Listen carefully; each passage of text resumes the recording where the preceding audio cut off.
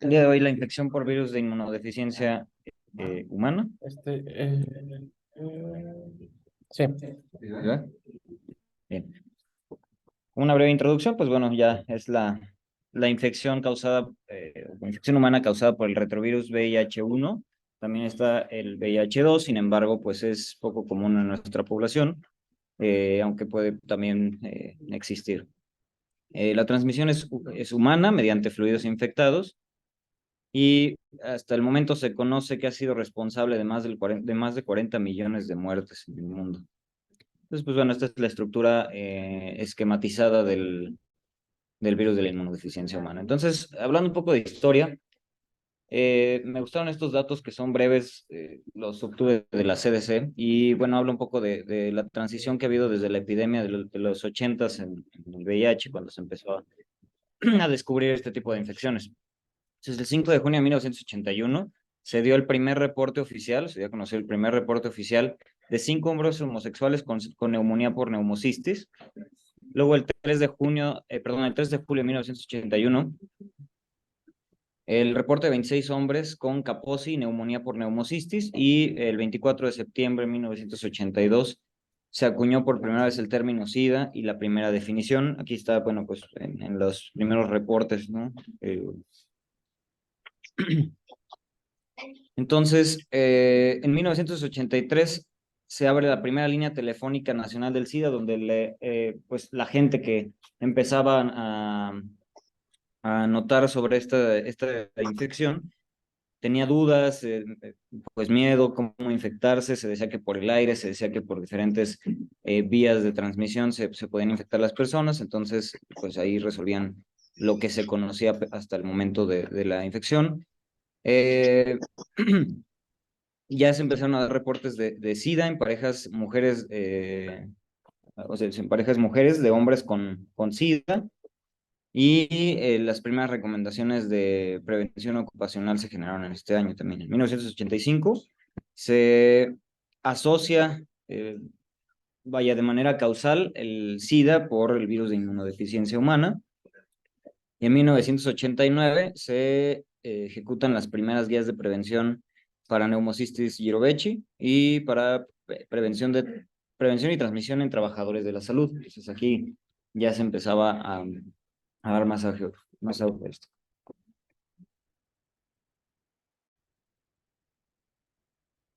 Bien, en 1992 se atribuye al SIDA como la causa de muerte en hombres de 25 a 44 años de edad. Perdón por el error de dedo ahí, en Estados Unidos, y ahí ya es cuando se define el SIDA o de acuerdo a la cuenta de CD4, del Instituto CD4, que se estableció menor a 200.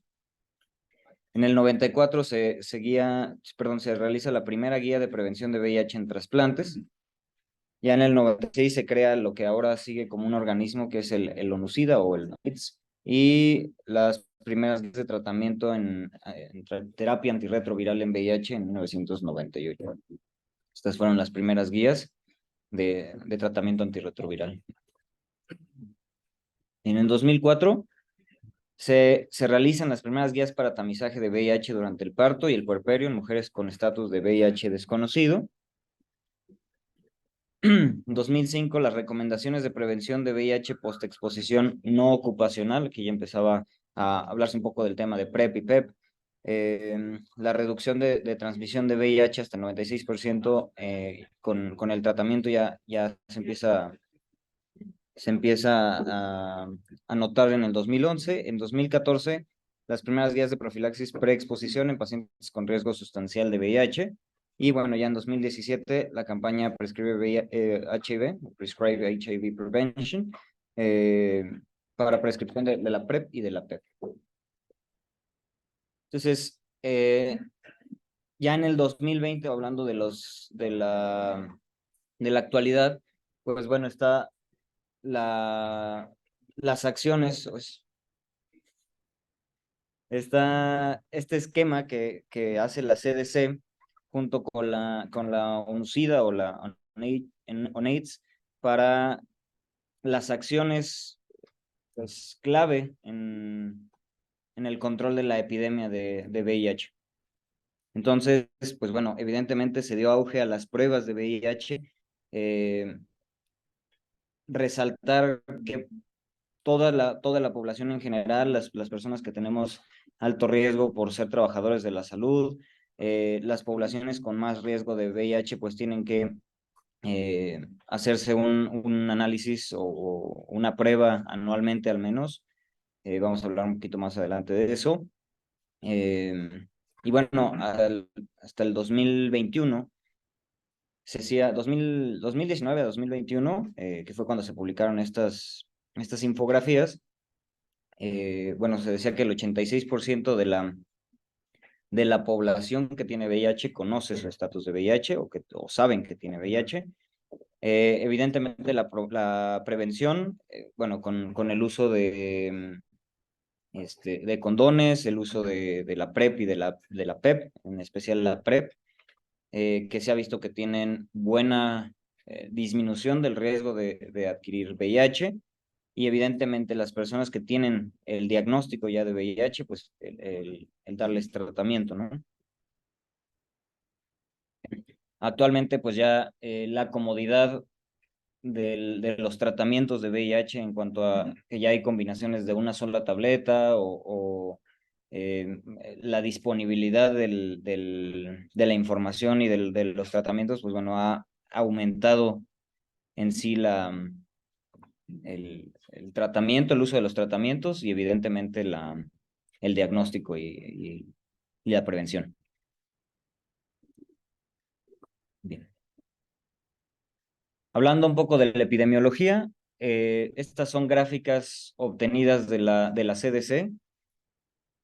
Estas son información evaluada hasta el 2020, se publicó en el 2021, y bueno, se decía que el 67% de los pacientes que tienen diagnóstico de VIH la adquisición es por contacto sexual hombre a hombre, el 22% es por contacto heterosexual y el 7% que todavía sigue siendo una cantidad considerable respecto a que, pues bueno, la prevención actual se supone que ya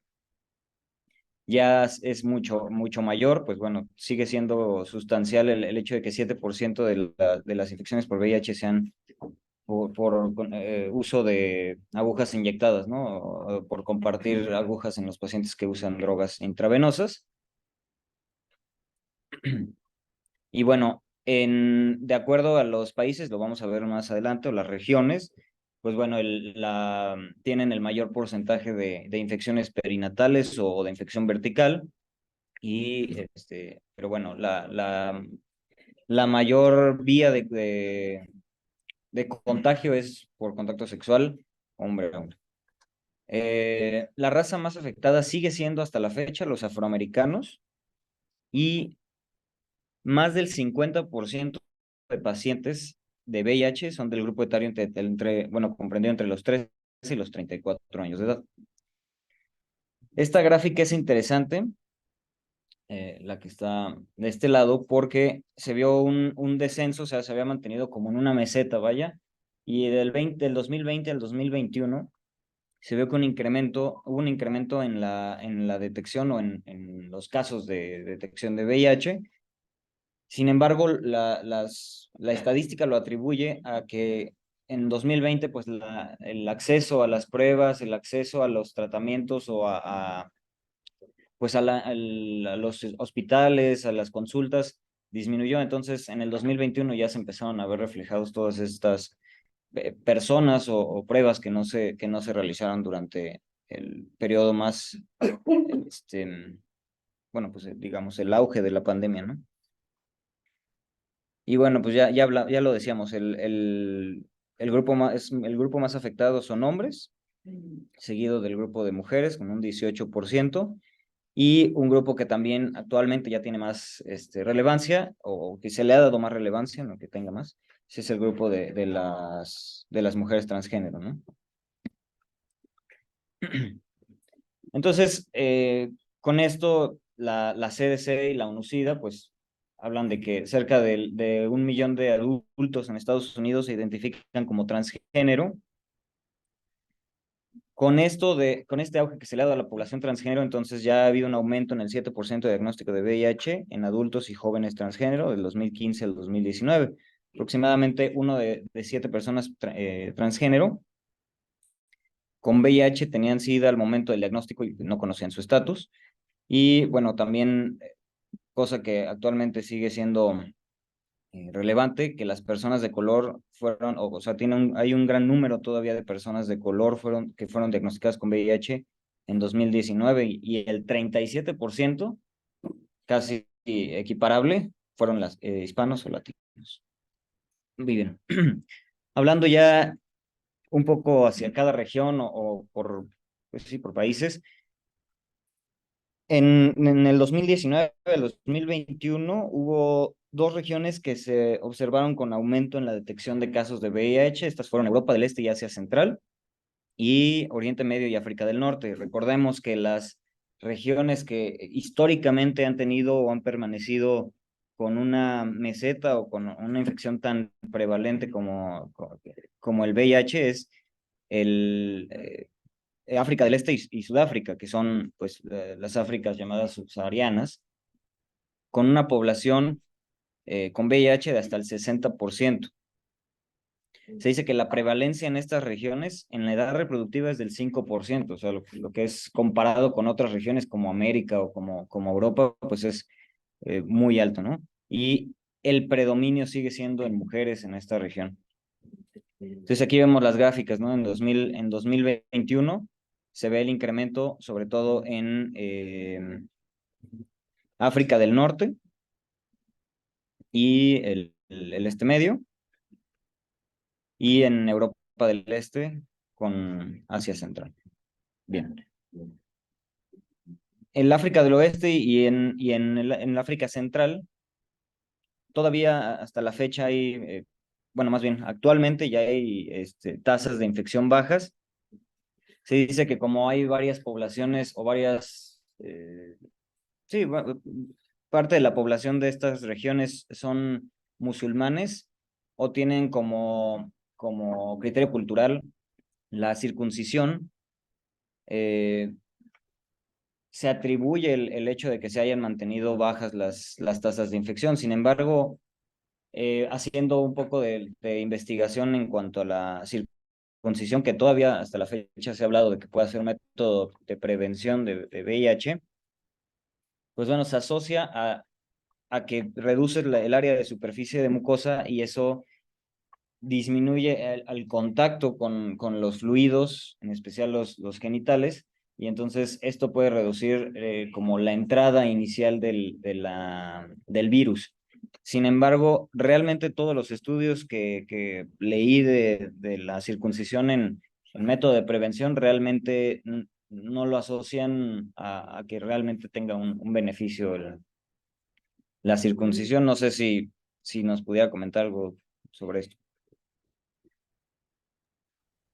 No, Bueno, entonces, gracias. todavía hay eh, microepidemias en trabajadores sexuales y en hombres que tienen sexo con hombres. Esto es como su comportamiento en cuanto a la infección.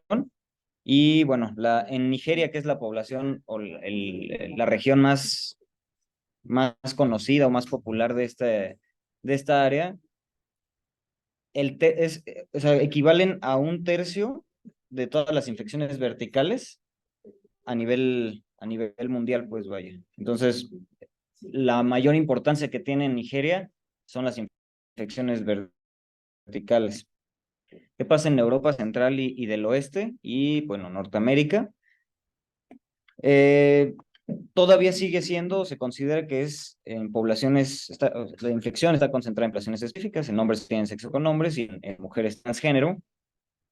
Se habla de que la prevalencia en Estados Unidos es del 0,6 al 0,8%, y la prevalencia en América en general es menor al 1%, o sea, permanece, digamos, ligado a este tipo perdón, a estas poblaciones que ya comentábamos. Entonces, bueno, aquí vemos un mapa de la distribución por costas o por áreas de Estados Unidos.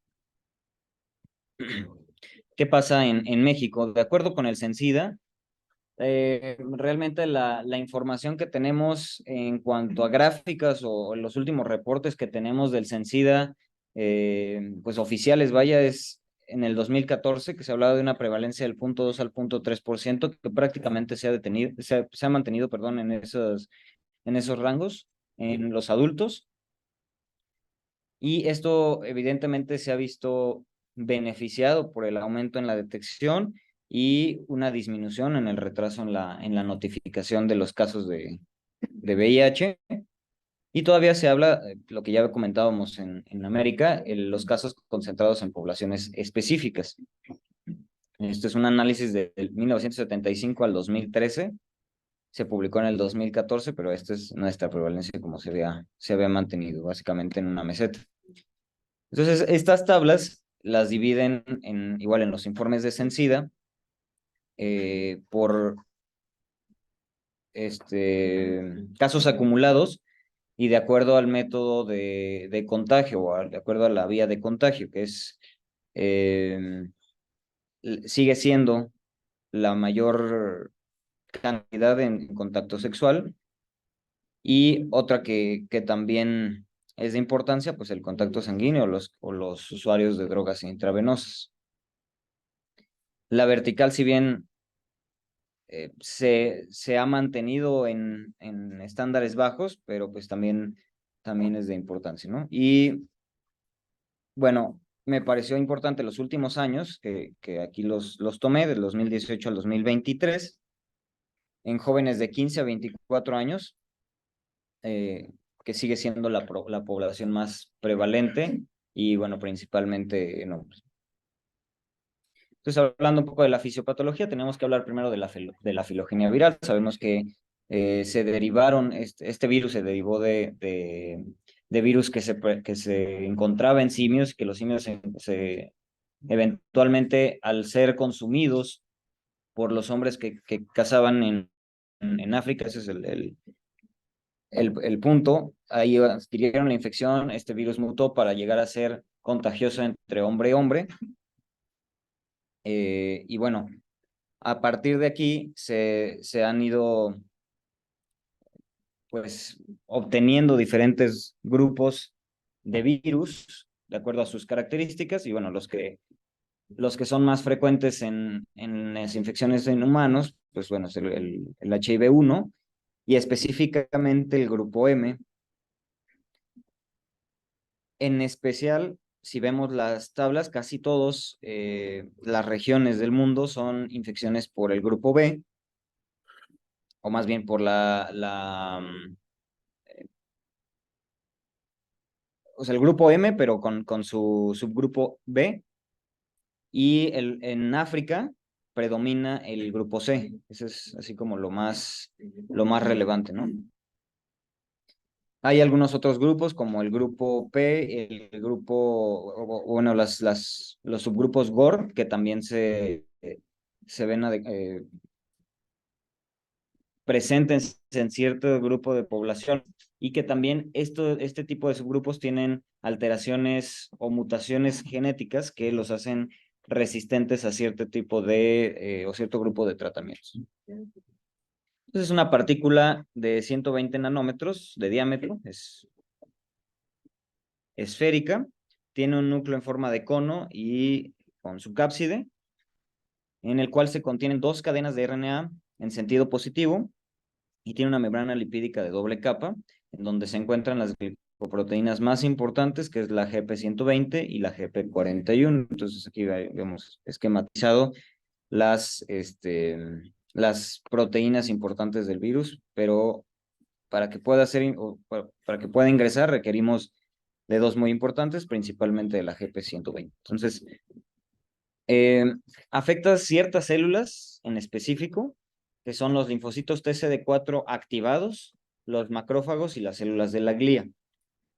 Sin embargo, bueno, ya una vez activando diferentes, o más bien activando al sistema inmune, entonces ya empezamos a notar la destrucción de ciertos grupos celulares. Entonces, para que el virus pueda entrar al sistema, hay una unión inicial de GP120 al receptor de CD4. Hay un cambio conformacional de GP120 y entonces este cambio conformacional permite la unión de los correceptores internos de quimiosinas que son CCR5 o CXR4, que cada proteína, grupo de los que hablamos al momento de hablar de la fisiopatología de la infección, son blancos terapéuticos que los vamos a ver más a rato esquematizados. Y bueno, también un punto importante en la adquisición de la infección es que la unión inicial de GP120 al receptor de CD4 logra la formación del sinsitio. Que esta formación del sinsitio lo que va a permitir al VIH para continuar su ciclo vital es que los linfocitos TCD4 infectados entonces ya puedan conectarse o infectar a otros linfocitos no infectados, o otras células incluso no infectadas.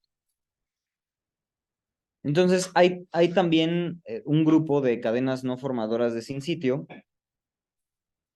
que estas son las llamadas cadenas de unión a receptor de quimiosina beta, el CCR5, que permiten la fusión y entrada, y estos principalmente afectan a los macrófagos y TCD4, pero lo más prevalente y que tiene, o sea, la característica más prevalente y que tiene la unión, que tiene perdón, el récord de mayor destrucción celular es el virus X4, es decir, eh, este virus o estas cadenas que forman sinsitios se unen a los receptores alfa de quimiosina, los XR4, y entonces la mayor parte de estos se replican en TCD4 o es particular realmente. Este virus es el de mayor patogenia y el de mayor destrucción celular. Entonces, este esquema que es sacado de un artículo del New England, de la infección aguda por VIH, me pareció muy interesante porque explica así o esquematiza cómo entra el virus desde el epitelio bueno, el epitelio genital del hombre y de la mujer.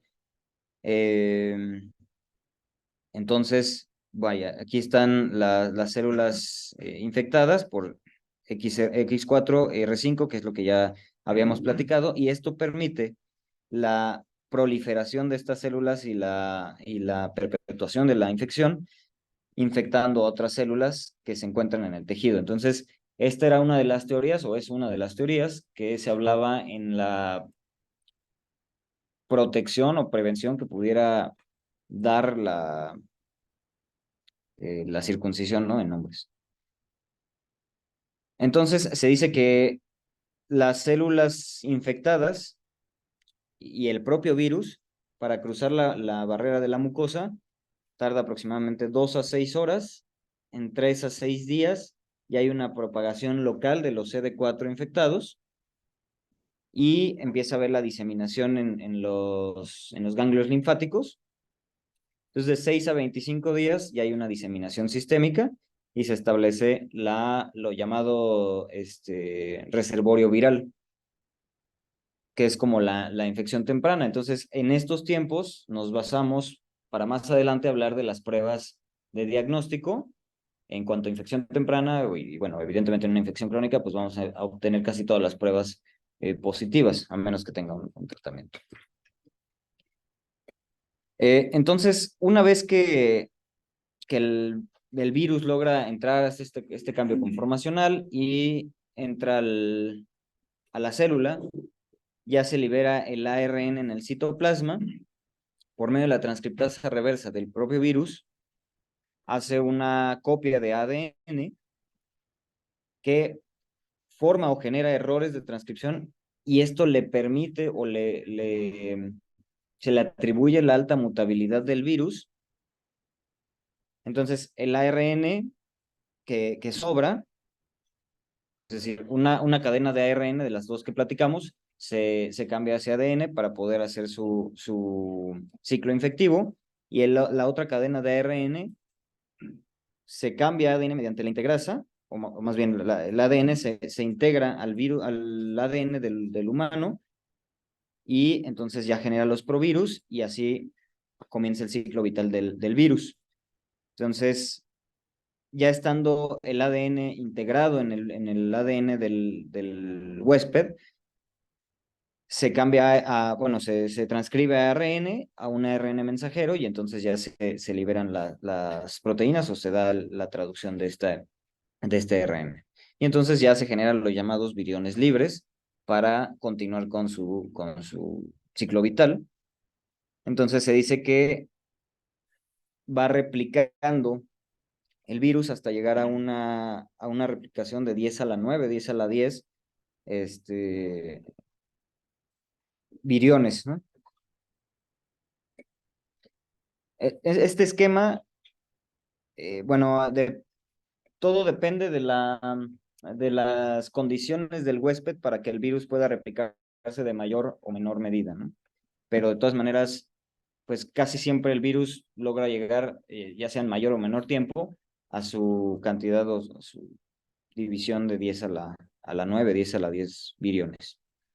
Entonces, esta gráfica nos habla de acuerdo al tiempo, lo que esperaríamos o lo que estaríamos viendo en el ciclo vital del virus, que es en la infección primaria o en la infección, hay un síndrome retroviral agudo, hay una diseminación libre del virus, y entonces pues la llegada de este virus a todos los órganos linfáticos, que es donde podemos encontrar la carga viral elevada, porque hay una alta replicación viral.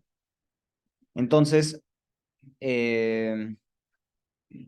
cuando empezamos a ver o a notar la disminución de la carga viral, es porque los linfocitos TCD4 afectados y las células afectadas que permitieron los linfocitos TCD4 empiezan a ser atacadas por los linfocitos TCD8 específicos. Incluso, en una tablita lo puse ahí más adelante, que si midiéramos los CD8 que están elevados o están mayor al límite superior de la normalidad, eso nos hablaría de, evidentemente, una inmunosupresión atribuida al VIH, ¿no? Que ya el virus se diseminó de manera sistémica. Entonces empieza a haber una disminución de linfocitos TCD4, y se habla de la tasa de reducción es de 50 a 100 células por año. Esto depende, evidentemente, de las condiciones que ya lo mencionaba, del huésped y de múltiples virus. Es decir, si el huésped tiene factores como son algunos de los que se han hablado, es que sean X4, que ya lo mencionábamos, los R5 y los X4, que tenga coinfección con hepatitis C, o que tenga esta mutación específica que es SR5 delta 32, pero heterocigoto. Entonces esto le va a dar, o va a ser un factor de aceleración, por decirlo así, para que los linfocitos TCD4 disminuyan más rápido. Entonces, luego entramos en un periodo de latencia, que es donde está, pues, haciéndose esto que le llaman reservorio viral, y posterior a este periodo de latencia, que es donde podemos detectar al paciente, iniciarle tratamiento y evitar que caigan estas infecciones oportunistas y, evidentemente, los síntomas constitucionales y, evidentemente, la muerte. Entonces, con la hiperactivación del sistema inmune, hay activación de células B, o que lleva una hipergamaglobulinemia, también hay una activación macrofágica, y evidentemente hay una fagocitosis alterada, lo que genera la liberación de microorganismos intracelulares como el Mycobacterium tuberculosis, Toxoplasma, entre otros, Salmonella incluso, y entonces ya es donde empieza a haber, cuando hay reducción de los linfocitos, ya empieza a presentarse las infecciones oportunistas. Luego hay una destrucción de los CD4 en el tracto gastrointestinal. Esto también promueve la liberación del lipopolisacárido y aumenta la concentración del lipopolisacárido circulante, que lleva a la activación del receptor parecido a TOL4, que genera la exacerbación o más bien provoca la exacerbación de la infección y de la activación del sistema inmunológico. Y el propio RNA del virus lleva a la activación de los receptores TOL7 y 8, que lleva a su vez a la disminución de la producción de interleucina 7, y esto conlleva, o sea, esta interleucina 7 impide la producción de células de linfocitos T específicamente. Y así es como se perpetúa la destrucción de células CD4 y la pobre producción o la imposibilidad para la producción de CD4. Entonces, ya llega el periodo cuando se infecta, cuando hay una diseminación, hay esta hiperestimulación inmune, y entonces se presenta la infección primaria, que es como una mononucleosis-like, una fiebre autolimitada, se presentan mialgias, artralgias, un rash, cefalea, que es el principal síntoma neurológico, y pueden incluso en ciertos pacientes dar una apariencia saludable. Ahora, bueno, ya cuando hay SIDA, evidentemente esto es definido por los linfocitos TCD4, la concentración de linfocitos TCD4. Entonces, falla la protección inmune y ya es donde tenemos la susceptibilidad de infecciones oportunistas. Entonces, esto es lo que comentábamos anteriormente. La concentración de linfocitos o el número de linfocitos TCD8 que estén por arriba de los valores normales nos habla de que hay una hiperproducción o una hiperestimulación de los linfocitos TCD8 que van a intentar controlar la infección, atacar a estas células infectadas para destruirlas. Sin embargo, pues bueno, no es posible, y entonces empiezan después a disminuir los linfocitos TCD8. Las células, las natural killer, empiezan también a alterarse su función, empiezan a alterarse su cantidad por esto mismo que comentábamos. En cuanto a los monocitos y los macrófagos, hay inestabilidad en la quimiotaxis, y evidentemente esto altera la respuesta inmune del huésped, y bueno, las células ve que hay un aumento en la producción de inmunoglobulina G. Entonces, el síndrome retroviral agudo, que es, vaya, los datos principales de la primoinfección, pero que realmente son síntomas muy inespecíficos o se pueden confundir por cualquier cosa, entonces lleva también a un retraso en el diagnóstico. La fiebre, que se presenta generalmente entre 38 o 40 grados, linfadenopatías que pueden ser axilares, cervicales y occipitales, muy inespecíficas, un dolor de garganta que puede presentarse con hiperemia y edema, eso es lo más común, aunque puede haber también úlceras a nivel de la faringe. Entonces, pues lo digo, son muy, muy inespecíficos. Las úlceras mucocutáneas también se pueden presentar, aunque son poco frecuentes. Puede haber un rash en las primeras 48 a 72 horas del inicio de la fiebre, son maculopapulares, tienen un centro rosa y bueno, no desaparecen a la presión. Diarrea, mialgias, artralgias, pérdida de peso y cefalea. Entonces son síntomas para sospecharlo, pero pues son síntomas que pueden presentarse en cualquier tipo de infección. Entonces, esta gráfica habla básicamente de la historia natural de la enfermedad o de la infección del VIH, de acuerdo con la cuenta de células TCD4. Cuando empieza, bueno, hay una primera infección, que ya lo comentábamos, todo este periodo de latencia, y luego viene, cuando hay una reducción en los linfocitos TCD4, entonces ya aumenta el riesgo de las infecciones o de la complicación de las infecciones, y ya aumenta el riesgo de tuberculosis por la liberación de los organismos intracelulares que ya comentábamos. Cuando hay menos de 200 células, y hay más riesgo de infecciones oportunistas, candidiasis esofágica, y este es el periodo donde se asocia o aumenta el riesgo de malignidades asociadas a VIH, y menos de 100 células ya hay el riesgo de infecciones, pues incluso también mortales, pero principalmente Mycobacterium avium, citomegalovirus, infecciones toxoplasma, infecciones por toxoplasma y las malignidades, evidentemente. Entonces, una vez que pasa la primera infección, hablábamos que viene la fase latente, que los CD4 activados llevan a una infección productiva. Eso es inicialmente cuando se infectan. Luego hay una reversión a estado de reposo, es decir, se quedan ya en latencia, sin embargo, sigue produciendo y hay una viremia de bajo grado, es decir, como que se quedan calmados las células y los virus, bueno, las células infectadas por los virus. Aquí es cuando hay una mínima población de células T previa al inicio de la terapia antirretroviral y el virus permanece en todas las etapas vitales de la célula T.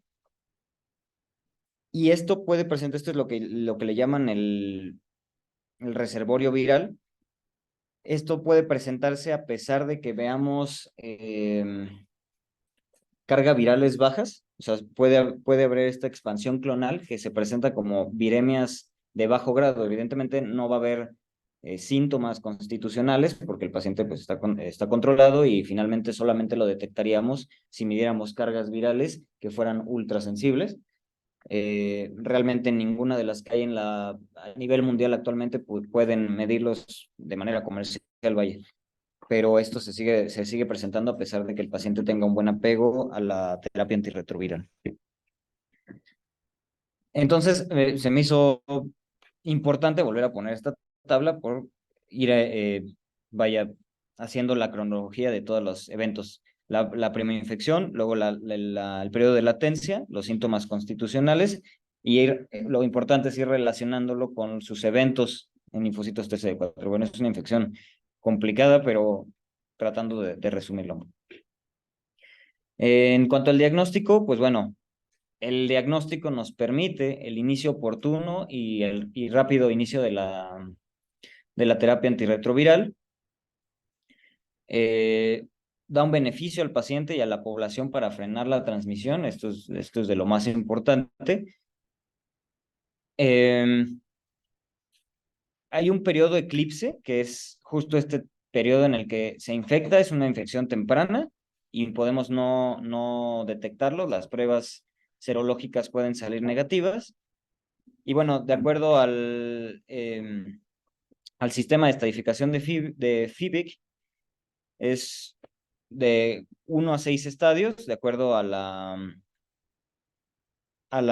emergencia del ARN hasta la reactividad completa que se puede presentar en el Western blot. Sin embargo, ya es una prueba que no se realiza o que no está indicada para diagnóstico. Entonces, el ARN del VIH es el primer marcador entre los primeros 10 a 11 días post-exposición, por eso es la prueba vaya confirmatoria actualmente del VIH, porque finalmente el Western blot tiene muchas dificultades y ya no se prefiere esta prueba, o tiene muchos falsos positivos, o finalmente se tendría que hacer una carga viral o un ARN del VIH y entonces termina siendo la prueba confirmatoria. La otra prueba es el antígeno P24, que se puede ver positivo en los 4 a 10 días posteriores al ARN del virus, y los anticuerpos IgM, que se presentan dentro de 2 a 6 semanas posterior al ARN. Entonces, el principio básico de las pruebas de VIH es, primero, una prueba que sea altamente específica y la confirmación de reactivos, o sea, de los pacientes que salen reactivos, con una prueba altamente sensible y específica. Entonces, aquí tenemos una tablita de los tipos de pruebas que se tienen actualmente. Creo que aquí en el hospital tenemos la de cuarta generación, ¿no? La que se encuentra aquí en el hospital.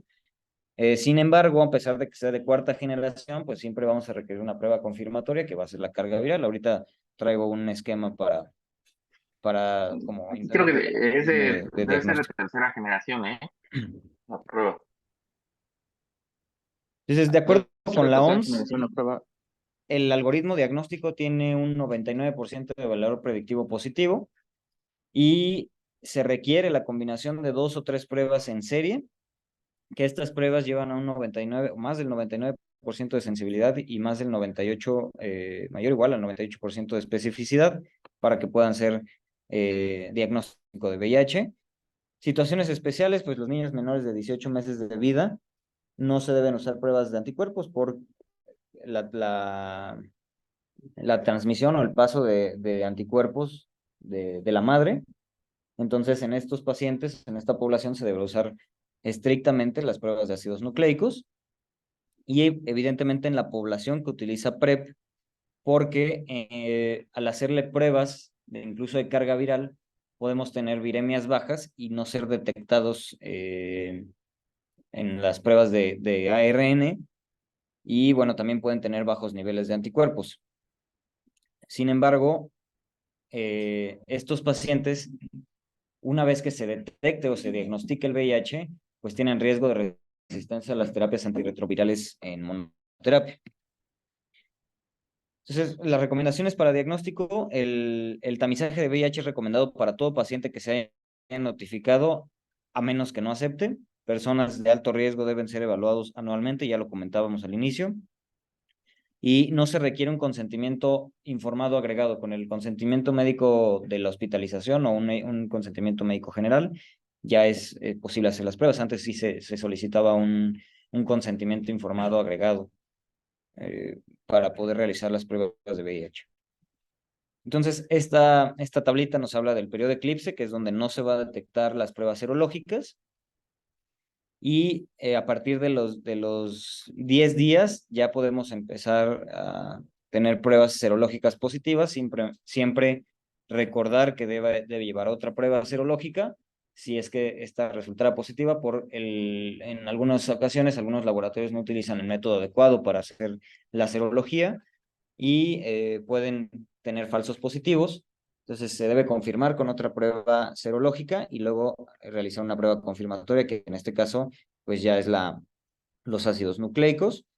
Y bueno, aquí como lo dice esta gráfica, que es de la CDC, ya no se debe usar el Western Blot para diagnóstico de VIH. Entonces, en adultos y adolescentes debe ser un estudio o una evaluación de rutina en la población de 13 a 64 años, excepto que la población tenga una prevalencia determinada de menos del 0.1%, entonces ya es donde se dejaría de considerar de rutina. En pacientes evaluados por diagnóstico de TB, también debe evaluarse la infección o la coinfección con VIH. Pacientes que inician un tratamiento para enfermedades de transmisión sexual, se deberá evaluar la infección por VIH también de rutina en estos pacientes. Y hay algunas indicaciones específicas para una evaluación subsecuente del VIH, que es en personas en alto riesgo de VIH, anualmente trabajadores de la salud, personas sexoservidoras, parejas que iniciarán relaciones sexuales de inicio. Bueno, está recomendado el hacer el escrutinio de VIH, pacientes sin VIH, de acuerdo a juicio clínico del médico, y la exposición ocupacional con fluidos o sangre en trabajadores de la salud, pues bueno, realizar pruebas seriadas. En pruebas confirmatorias de VIH, pacientes con signos y síntomas de infección o con infecciones oportunistas definitivas de SIDA, pues evidentemente tenemos que hacer una prueba de VIH. Y en pacientes con posibilidad de síndrome retroviral agudo o que se considere como alta sospecha de VIH, entonces realizar pruebas de RNA y anticuerpos para diagnóstico de VIH. Entonces este es el algoritmo que facilita como el diagnóstico. Pacientes que sospechamos un síndrome retroviral agudo, o en las poblaciones que ya comentamos que queramos hacer un diagnóstico de VIH, tenemos una prueba de cuarta generación de inmunoensayo para anticuerpos contra HIV-1 o 2 y nos sale positiva. Entonces nos vamos a hacer nuevamente otra prueba de anticuerpos por inmunoensayo. Si el HIV-1 nos sale positivo, pues evidentemente el resultado es que hay una infección por VIH. Si sale el HIV-2, es una infección por HIV-2, sin embargo es realmente poco frecuente que la tengamos aquí. Y si llegan a salir positivos los dos, pues traduce que hay una infección por ambos virus. Sin embargo, pues bueno, también es poco frecuente.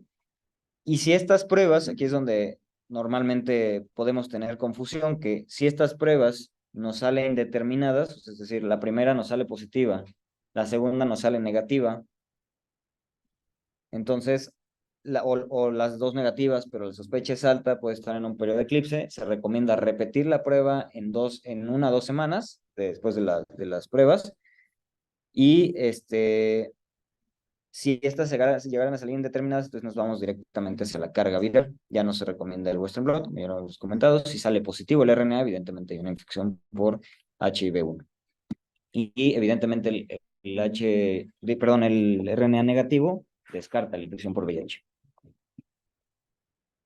Entonces, en los pacientes que ya iniciamos tratamiento antirretroviral, hay dos pruebas para la monitorización de estos pacientes de manera continua, que es la carga viral, nos habla de los niveles de viremia, y la cuenta de linfocitos TCD4, que nos habla de la función inmune del paciente, y con esto poder ir evaluando la respuesta que tenemos a la terapia antirretroviral. Entonces, hablando un poco del tratamiento, que es algo complejo, hay muchas abreviaturas y bueno, no es tan sencillo entenderlo.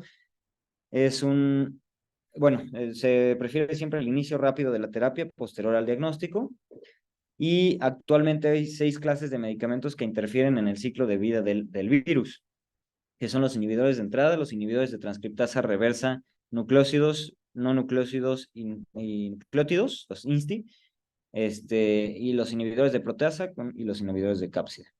Bueno, un ejemplo, el Biktarvy, que ya lo hemos usado aquí en algunos pacientes.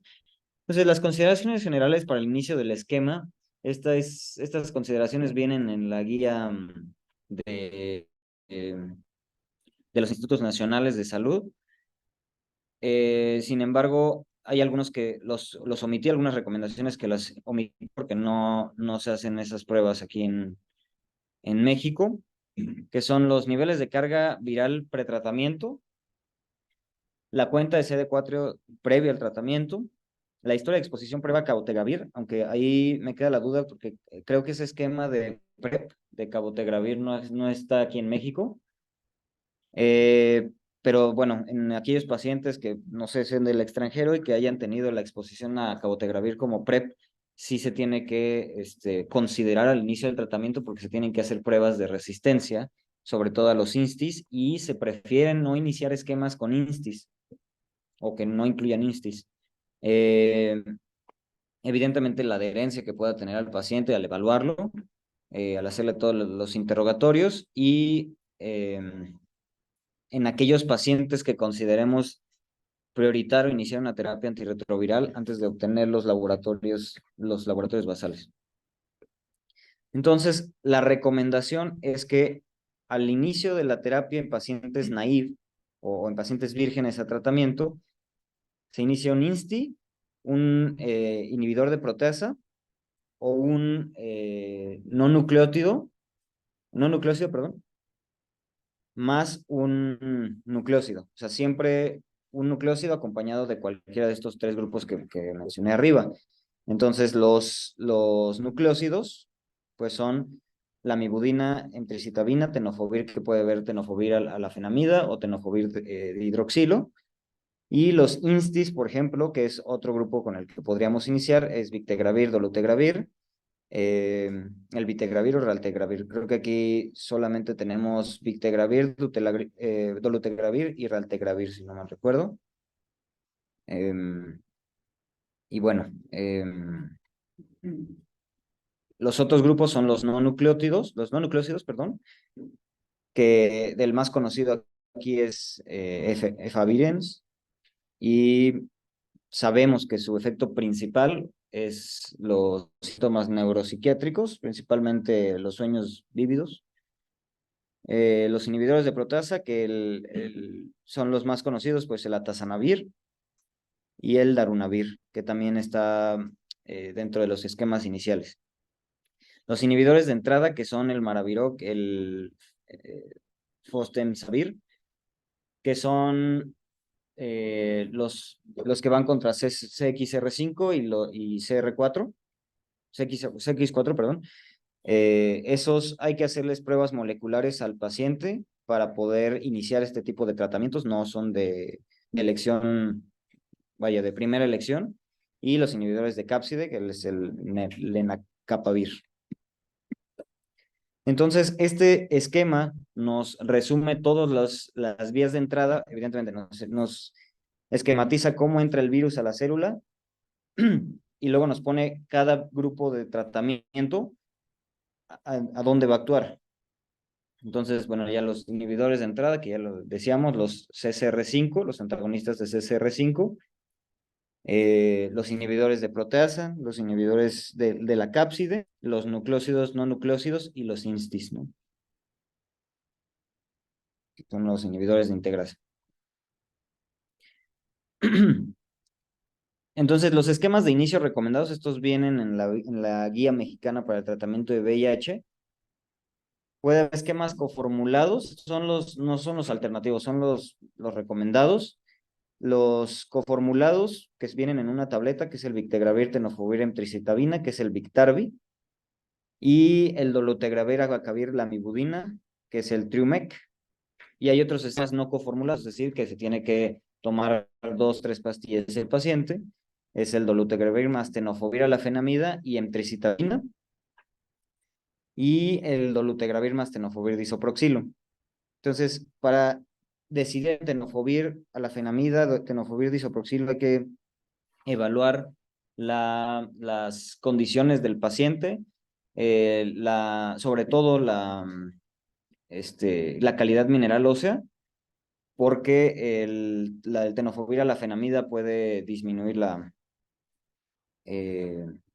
calidad mineral ósea, aumentar la enfermedad mineral ósea y entonces provocar la osteoporosis más rápido a un paciente que es joven y no podemos, eh, pues bueno, tenemos que considerar este tipo de cosas. Entonces, ¿en qué pacientes vamos a considerar evaluar resistencia al tratamiento antirretroviral? Se dice que 15 a 20% de los pacientes se infectan con un virus con al menos una mutación de resistencia y se debe, bueno, se prefieren pruebas de genotipo de resistencia sobre pruebas de fenotipo, son más económicas, es la recomendación de las guías, y hay dos opciones para tratar estos pacientes que se consideran casos de resistencia, dos fármacos con completa susceptibilidad del virus y un fármaco con alta barrera de resistencia, por ejemplo, los INSTIs, pero hay que considerar lo que ya decíamos, ¿no? Del paciente que tuvo cabotegravir. Y la otra opción es que sean 3 fármacos activos con susceptibilidad. O sea, que sepamos que el virus tiene susceptibilidad a estos antirretrovirales. Hablando un poco de la prevención, están los esquemas de profilaxis preexposición, que se define como el uso de terapia antirretroviral en pacientes VIH negativos o en personas que no tienen VIH, previa a una exposición. En México es con tenofovir emtricitabina. Se habla de una reducción del riesgo del 70% en estudios contra placebo. Y si en los pacientes se puede medir las concentraciones séricas de tenofovir, se habla que llega a bueno, evidentemente que el paciente tenga adherencia para lograr esto, que tenga una prevención del riesgo de 86 a 92%. Su uso está recomendado en parejas serodiscordantes, en hombres y mujeres cisgénero, en hombres y mujeres trans que tienen sexo con hombres. Y bueno, hay un esquema, hay dos grandes esquemas, que uno es el esquema dirigido por eventos, que puede ser con tenofovir en hombres que tienen sexo con hombres y pueden ser, o más bien se da con 2 tabletas 24 horas previa a la exposición, una dosis 24 horas posterior a la primera dosis y una cuarta dosis 48 horas posterior a las primeras dosis. Y se habla que con esta terapia obtenemos una reducción del riesgo de hasta 86 a 97% de infección por VIH. Entonces, de acuerdo a la Guía Mexicana de manejo de personas con VIH, las poblaciones prioritarias para el uso de la PrEP son hombres cisgénero de 15 años o más que tienen sexo con hombres cisgénero o personas transgénero. las personas transgénero de 15 años o más que tienen sexo con hombres cisgénero o personas transgénero, personas trabajadores sexuales o personas que hacen que tienen sexo a cambio de cualquier beneficio, personas que son usuarios de drogas y parejas serodiscordantes.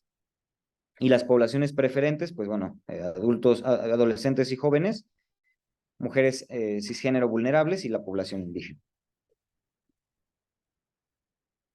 Hablando de la profilaxis post-exposición, es igual, el consumo de terapia antirretroviral posterior a una exposición de alto riesgo y es preferentemente dentro de las primeras 72 horas y se habla de una triple terapia con un inhibidor de integrasa, que incluye un inhibidor de integrasa, que se puede extender hasta 28 días, o más bien se extiende a 28 días. Las poblaciones en las que se prefiere o las que se debe dar este tipo de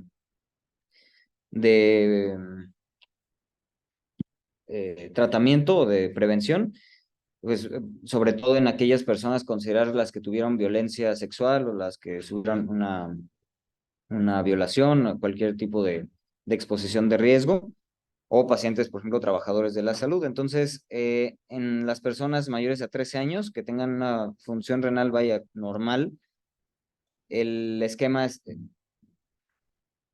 eh, determinado en las guías mexicanas, es el Victegravir con tenofovir, lafenamida y tenofovir, perdón, y centricitabina, no, es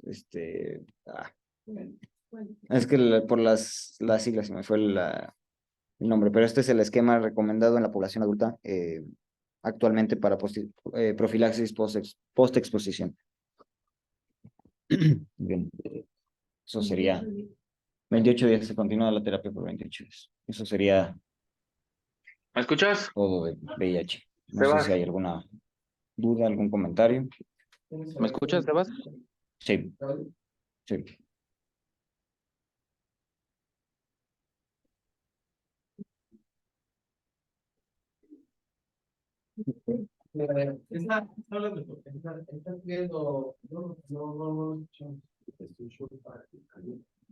Sí, ahora, entre sí también.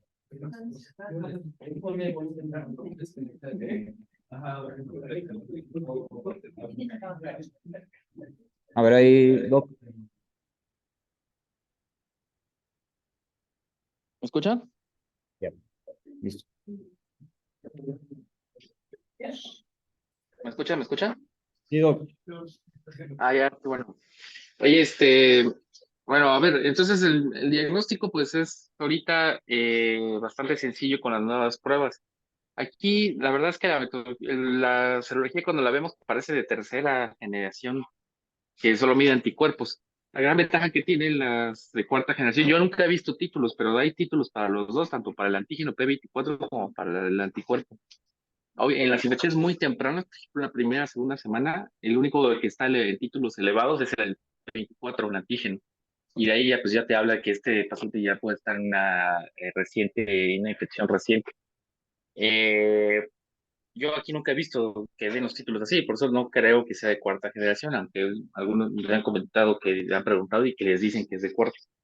Pero ya con la ventaja que tiene la cuarta generación, como bien se tiene en el algoritmo, es que eh, te evita, ya si tienes uno positivo y tienes confirmar el algoritmo diagnóstico, te vas a la carga viral directamente eh, para que ya te evitas el Western blot. Realmente la realidad es que el Western blot ya no se debe usar, aunque aquí epidemiología pues lo sigue pidiendo porque viene en la norma oficial y esa no es actualizado.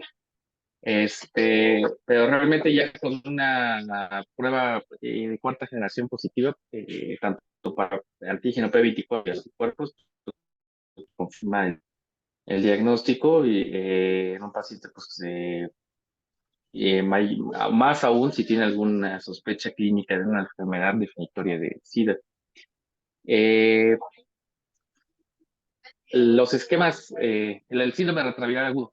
El síndrome retroviral agudo, pues, generalmente puede presentarse hasta 2, 4 semanas después la infección, de la exposición al virus de VIH, pero y son síntomas muy inespecíficos. Algunas veces podría todavía ser a títulos muy bajos el P24 o negativo, y ahí es donde te puedes apoyar directamente de solicitar una carga viral si tiene el paciente tiene una exposición reciente y un cuadro clínico compatible, muy específico, es un cuadro, un síndrome mononucleoso. Este, la carga viral sí, en esas primeras fases, como ahorita comentaste, sí sale muy alta, ¿no? Hay millones de copias de carga viral. Y conforme va estableciéndose los reservorios, bajan, ¿no? Es más común que encuentres a pacientes con cargas más bajas cuando la infección es crónica. Y hay un episodio de linfopenia transitoria y posteriormente ya regresa a la cuenta de linfos normales. Antes, con menos de 350 CD4 se iniciaba tratamiento y previo a eso no se iniciaba, solo se vigilaba al paciente, pero eso ya hace unos años cambió, porque se vio que estos pacientes, aunque tuvieran más de 300 CD4, pues cursaban con más enfermedades cardiovasculares, cursaban incluso con más cáncer asociado a VIH. Este, eh, los tratamientos, pues generalmente los tratamientos de primera línea son de tres componentes. Generalmente combinan dos inhibidores de la transcriptasa reversa y el tercer componente puede ser un inhibidor de la transcriptasa reversa no nucleosídico, un IP o un inhibidor de integrasa. Ahorita en las guías de primera línea siempre es combinar eh, inhibidores de la transcriptasa reversa eh, en nucleosídicos con inhibidores de integrasa. En nuestro país, ahorita la primera línea que se encuentra establecida es con el inhibidor de integrasa Victegravir. Eh, Cada uno tiene sus peculiaridades. Por ejemplo, entre los inhibidores de integrasa, pues es diferente la barrera genética que tienen, ¿no? Pero uno de la primera generación que fue Raltegravir es de mucho menos barrera genética que Dolu y que Victegravir. ¿A qué se refiere con barrera genética alta? Es que necesita más mutaciones para poder generar resistencia. Eh, y siempre es combinado porque generalmente ya se han probado incluso monoterapias o antes, al inicio de esta pandemia, cuando se empezó a tratar con uno o dos antirretrovirales del mismo tipo, pues los pacientes fallaban y generaban resistencia, ¿no? Por eso ahorita el mínimo es de tres. Hay algunos que pueden combinar, por ejemplo, un IP con un inhibidor de integrasa, un inhibidor de proteasa, porque es muy robusto, los IPs tienen una barrera genética bastante alta y por eso es que puede darse el lujo de a lo mejor combinarse solamente dos antirretrovirales en ciertos casos con pacientes que ya están, que hace un switch, por ejemplo, que vienen de estar indetectables. Generalmente ahorita todavía no están como para el inicio de tratamiento. Eh, Obviamente el fin de efectos adversos de los IPs y como ahorita mencionaste, los inhibidores, de la transcriptasa reversa no nucleosídicos, como el Favides, pues eran mucho más altos, son más altos. Entonces, por eso es que por esa razón, pues se sustituyó por uno con un perfil de seguridad más amplio, como los inhibidores de integrasa. Sin embargo, por ejemplo, varios inhibidores de integrasa sí comparten algunos síntomas neuropsiquiátricos, no tan exacerbados como el Faviens, pero sí es uno de los efectos adversos que a veces uno espera con los inhibidores de integrasa. Eh, el componente que ahorita tenemos nosotros de tenofovir, que es uno que se combina con el citabina, son los dos inhibidores de la reversa que se da, es mucho menos, genera mucho menos osteoporosis que lo hacía el otro componente que era TDF, tenofovir fumarato, y es menos nefrotóxico, más o menos tubulopatías. Entonces el esquema ahorita realmente que tenemos de primera línea, pues es de los mejores, es de los mejores. Eh, Lleva ajuste renal, pero más que nada porque no hay evidencia de cómo se puede ir a estos pacientes con enfermedad renal. No realmente porque esté comprobado que hay algún efecto nocivo en su tratamiento o de seguridad. Este, y bueno, pues hay muchos aspectos, ¿no? Ahí el paciente que ya, por ejemplo, venía con antirretrovirales y viene fallando, que hay segundas líneas, generalmente la segunda línea siempre recurre ahorita en esta era donde inhibidores de integrasas son las primeras líneas. Uno recurre a los IPs como segundas líneas cuando los pacientes fallan o tienen contraindicación a la primera línea. Acuérdense que también varía el esquema territorial que vas a dar si un paciente tiene embarazo, por ejemplo, o si una paciente o si un paciente tiene hepatitis o infección con hepatitis B, pues siempre vas a tener pues, un esquema que tenga tenofovir y citabina. Y bueno, pues acuérdense que siempre las profilaxis, ahorita no te pasó por ahí, pero sí hay que ver qué profilaxis son las que tienen mejor nivel de evidencia. Entonces, pues realmente las más conocidas, que es neumocistis y toxoplasmosis, por ahí con menos de 100 CD4 y con un antígeno de criptosérico positivo es para criptococo. Y siempre, pues, cuando un paciente, cuando se diagnostica con VIH, pues siempre hay que descartarle coinfecciones de transmisión sexual y otros tipos como tuberculosis o algunas que pueden clasificarse como oportunistas o no. Pero previo al inicio del tratamiento antirretroviral, si un paciente tiene menos de 100 o 200 CD4, está obligado siempre a descartarle oportunistas previo al inicio del tratamiento antirretroviral de toda la gama de oportunistas que pueden infectar a estos pacientes. Entonces el tema es muy amplio, pero bueno, pues ahorita ahí hice un breve repaso. Lo que tiene que tener bien claro es cómo hacer el diagnóstico y obviamente en quienes puedes ya estar solicitando posteriormente una carga viral para realmente confirmar tu diagnóstico, ¿no? Y no estar perdiendo tiempo en Western Blot o otra prueba de tercera generación para ver si tiene infección por VIH el paciente. ¿Algo más?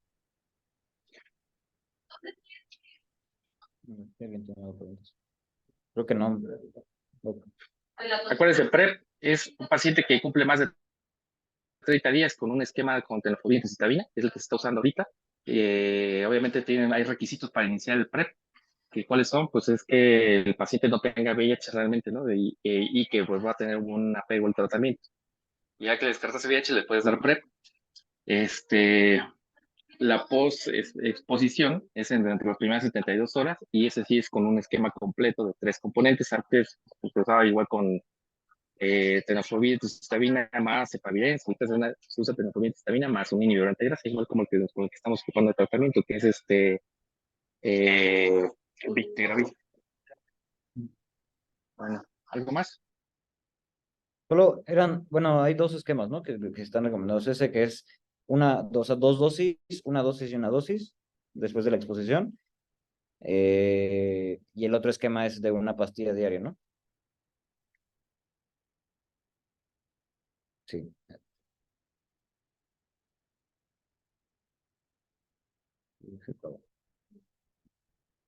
Dice que sí. Bueno. ¿Cómo me dijiste el último? Espérame, Sebas. Que hay dos esquemas recomendados de PrEP, ¿no? O sea, el de una pastilla diaria, Ah, bueno, de una dosis diaria, o el de dos dosis, una dosis y una dosis, ¿no? el de 2 dosis. Porque el de 2 dosis debe ser Tenofovir. con tenofovir pero debes combinar, por ejemplo, Ralte, porque se da 2 veces al día. O, ¿cuál? Tú dices el de tenofovir como doble dosis, dices. Ajá, doble dosis, una dosis y una dosis. Para PrEP, Ajá. pues hubo un tiempo donde estuvo usando ese, pero ya que se usa estándar y aprobado como por la FDA y que aquí, por ejemplo, en México estamos usando es nada más el trubado, o sea, combinado, ¿no? Tenofovir y citabina. Ah, ok. Y nada más. Ya es el más extendido de su uso. Bien. Gracias. Sale, pues. Nos Bueno, vemos, ahí Doc. mañana vemos un caso clínico de VIH para que se entrene. Ok. Sale, pues. Bye. Gracias, Doc. Buen día.